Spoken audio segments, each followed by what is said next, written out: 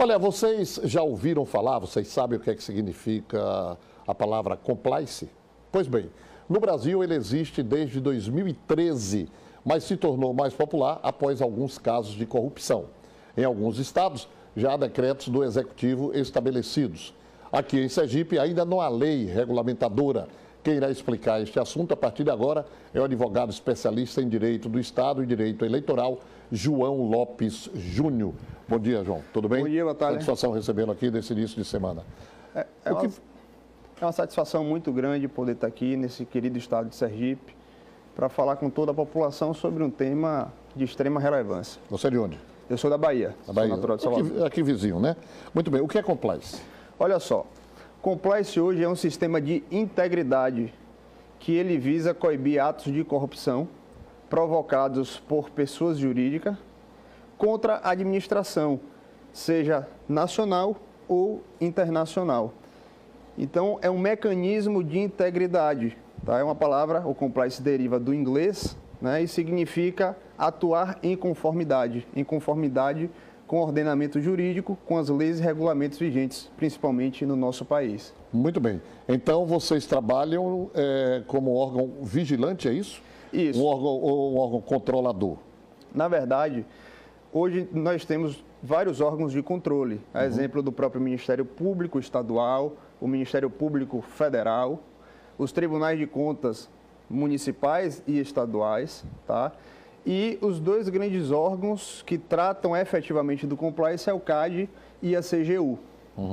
Então, eles são os dois órgãos mais efetivos e que combatem diretamente a corrupção e estão empenhados em desenvolver esses mecanismos de compliance e de integridade. Ele tem o lado investigativo também? Tem o lado investigativo. O que é que o compliance visa? O sistema de integridade, o fim a que ele se propõe nada mais é que avaliar os riscos, uma avaliação de risco, e preveni-los, evitando, sobretudo, em que a administração pública possa ser lesionada por prestadores de serviços, por terceiros, tá? E efetivamente até por seus próprios prepostos. Ele trabalha de uma certa forma sigilosa? Via de regra, não. Mas sabemos que, obviamente, existem aqueles processos que é importante que haja um sigilo até que não possa interferir o próprio processo investigativo. E isso é relevante porque o marco regulatório no Brasil, que é de 2013, que então foi promulgado pela presidenta, na época, a Dilma Rousseff, ele, com base nos tratados internacionais em que o Brasil é signatário, trouxe esse marco regulatório para o Brasil, em que responsabiliza objetivamente, no âmbito civil e administrativo, as pessoas jurídicas que tratam com a administração pública, visando evitar qualquer tipo de prejuízo ao erário. Então, a gente sabe que existe, nesse processo avaliativo de prevenção, obviamente, a fase de investigação, de apurar se de fato aquele ilícito ou aquele crime no âmbito da administração pública ocorreu e, obviamente, por consequência, aplicar sanções. Você falou aí repetidas vezes a administração pública. Isso. E no setor privado, o compliance atua também? O compliance, ele pode ser utilizado em qualquer ramo de relacionamento. O marco regulatório no Brasil, através da Lei 12.846 de 2013, ele trata especificamente na lida com a administração pública, tá? Mas nós temos, por exemplo, o compliance eleitoral, que foi muito batido recentemente e já tem algumas notícias também recentes ainda sobre a questão da obrigatoriedade dos partidos instituírem um sistema de compliance. Nós podemos falar aqui de compliance médico, podemos falar do compliance entre pessoas privadas, compliance ambiental, compliance comercial. Existem alguns pilares que devem ser observados quando a gente fala em compliance. Como a gente começou falando, é um sistema de integridade que deve pautar a atuação da pessoa jurídica quando contrata com a administração pública.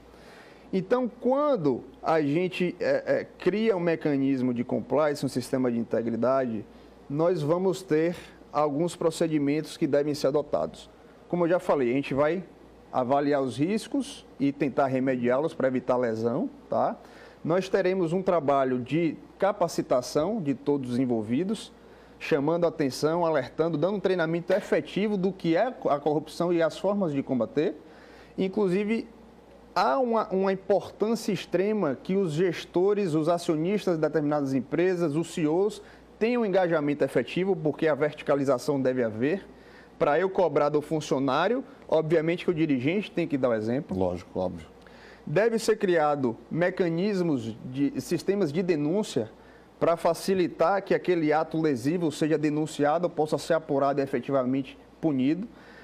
Além disso, a gente fala em política de não retaliação, para que aquela pessoa, aquele cidadão, aquele servidor não se sinta ameaçado ou melindrado ao detectar um ato de corrupção e ele, de fato, chegue às vias ordinárias para que aquela denúncia seja feita e apurada. Tá? Então, é um processo multidisciplinar. E, aliado a isso, precisa-se desenvolver ainda procedimentos internos, modelos de gestão, né? Códigos de conduta, códigos de ética. Então, é um processo bastante complexo. Ok. João Lopes Júnior, advogado especialista em Direito do Estado e Direito Eleitoral, participou, assim, do nosso programa O Sergipe no Ar. Satisfação muito grande, ok, João? Eu que agradeço pelo espaço. Você prestou esclarecimentos importantes aqui no nosso programa.